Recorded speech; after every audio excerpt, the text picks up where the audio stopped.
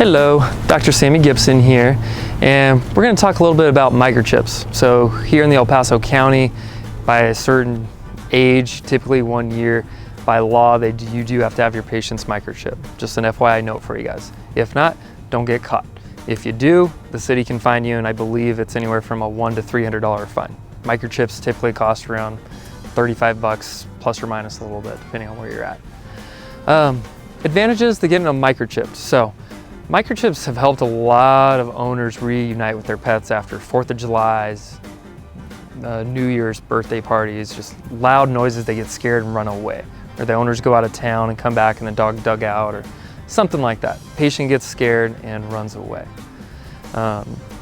Microchips have helped a lot of people get reunited, like I said. And some great examples, I mean, we've had patients 5 years ago that had their patients microchipped and they got found in 2 years. A lot of them will be a little bit more recent, 2 weeks, a month or something like that, but even years out, they still have the same microchip number, and if you change numbers and you're still looking for that pet, make sure you change it with your microchip company, because they're gonna go off the last number that they have, and if you don't tell them you changed the number, there's no way to get a hold of you, and then we kind of take it from there and take the next steps necessary. So, like I said, there's pros and cons with the microchip. We've had both extremes where owners were great and they drove from Dallas to come back and get their pet here in El Paso.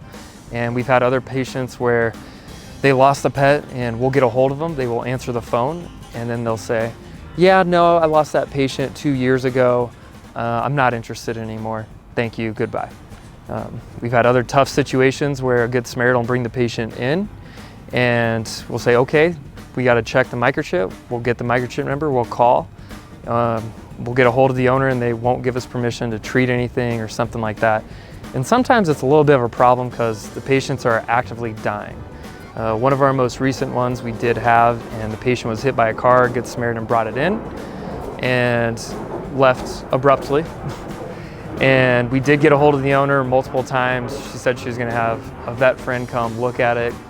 After I got a chance to assess the patient, we called her back, let her know, hey, this patient is critical. We've been hit by a car and we're in the process of trying to die. What would you like us to do?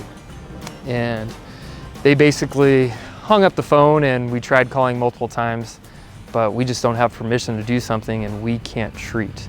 And that's a really tough spot to put the staff and other people in, and not to mention the Good Samaritans that were trying to help, and they don't want to take on that financial responsibility. So, you know, we have a protocol we follow and we'll do that and go through the city and that kind of thing.